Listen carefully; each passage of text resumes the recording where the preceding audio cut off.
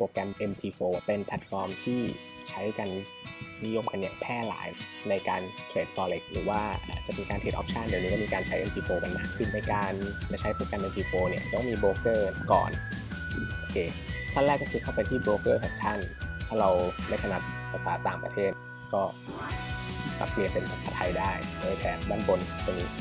จะเป็นภาษาไทยก็มาที่ตรงนี้เลยโปรแกรมเทรดดาวน์โหลด MT4 แล้วก็เลือกดาวน์โหลด MT4 กดดาวน์โหลด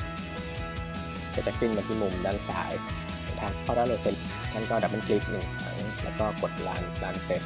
ก็ตอบ yes แล้วก็ next ก็ดาวน์โหลด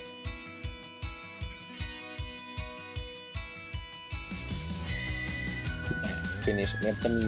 ไอคอนของโบรกเกอร์ที่ท่านโหลดโปรแกรม MT4 มาอยู่ตรงด้านเดสก์ท็อปวิธีการปรับเนี่ยมันก็จะเป็นทั้งหมดเนี่ยคือวินโดว์ของตัว MT4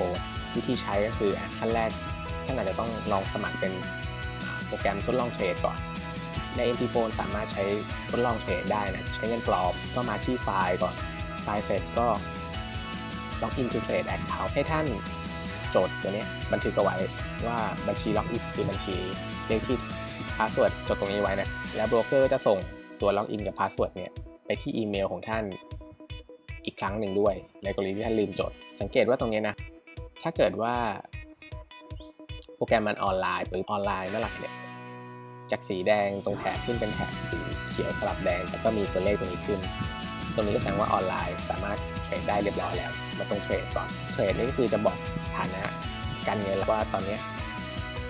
เรามีเงินอยู่ในบาลานซ์คือเท่าไหร่ equity คือ equity ก็คือเงินที่ยังไม่ได้ติดอาจจะกำลังรันกำไรและ profit อยู่อาจจะขึ้นเป็น6 7,000 8,000 ก็ได้หรืออาจจะกำลังขาดทุนอยู่อาจจะเหลือ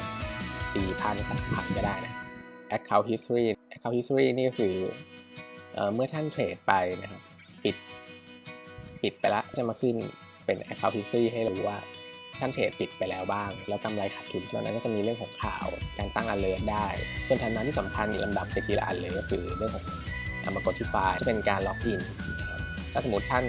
ก็มากรอกล็อกอินตรงนี้พาสเวิร์ดตรงนี้เลือกเซิร์ฟเวอร์ให้ถูกต้องถ้าเกิดอยากให้เซฟก็กดอย่างนี้เลยแล้วก็ล็อกอินถัดมาจะเป็นการจัดการหน้าไอคอนถัดมาที่อยากจะแนะนำก็คือตัว Market Watch ที่เป็นเครื่องหมายบวกแดงกับบวกเขียว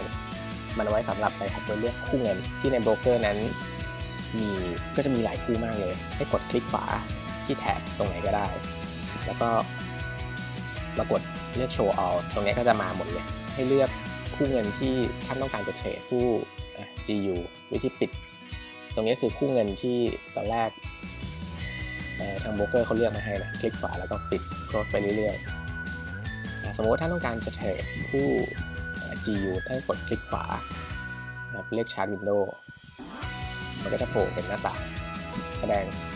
เครื่องหมายคู่เงินของ GU ขึ้นมา Navigator ครับ Navigator เนี่ยก็คือถ้าเกิดว่าท่านรู้สึกว่าหน้าจอมัน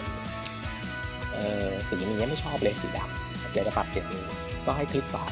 บริเวณหน้าจอเลือก Property Background ปรับสีได้เลยนะครับตามใจชอบประมาณนี้แล้วกดโอเคถ้ารู้สึกว่ามันไกลไปและซูมเข้าไปหน่อยนึงเห็นชัดๆก็มาเลือกแว่นขยายนะมีซูมอินกับซูมเอาซูมอินก็คือซูมเข้าไปท่านสามารถกดตัวสกอร์ของเมาส์เพื่อเลื่อนอย่างนี้ได้ตรงนี้จะเป็นการล็อกถ้าเกิดว่าท่านกดมีทั้งกดตัวออโต้สกอร์แล้วก็ตัวชาร์จชิปพร้อมกันนะครับถ้าเลื่อนไปสักพักมันจะกลับมาที่เดิมให้ท่านยกออกให้หมดสามารถเลื่อน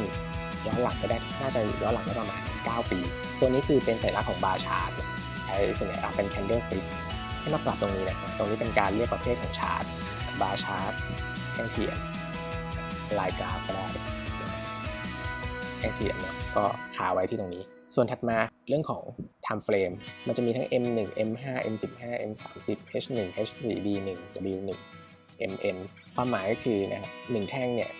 ท่านอยากให้มันแสดงในกี่นาทีระยะเวลาเท่าไหร่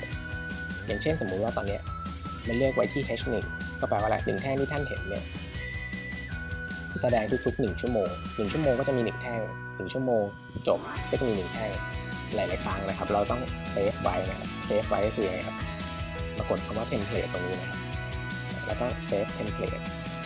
ก็จะตั้งชื่อสมมติ พอท่านเซฟเสร็จปุ๊บนะครั้งหน้าสมมติเราจะต้องการปรับ GU เมื่อสักครู่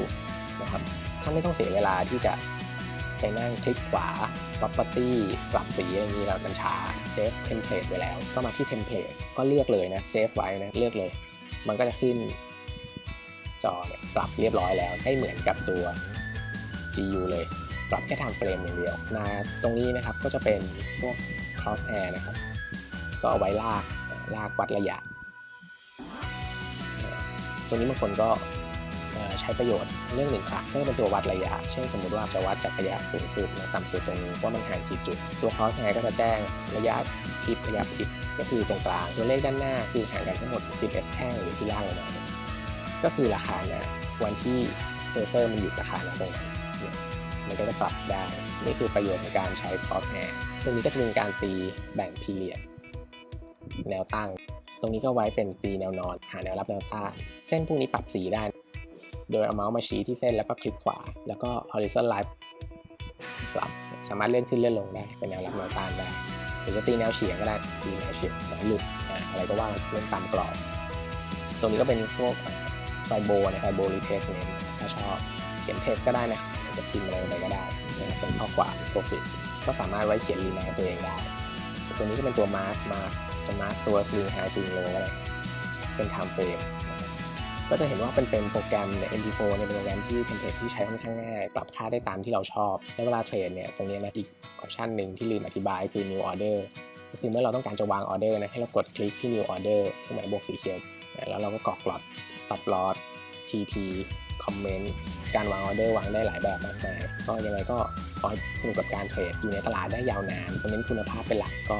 ติดตามได้จากลิงก์ด้านล่างนะทั้งในวิดีโอนี้แล้วก็จะมีติดเป็นรายละเอียดอยู่ด้านล่างของ YouTube ติดตามวิดีโอม้วนถัดไปนะวันนี้ก็ขอบคุณทุกการติดตาม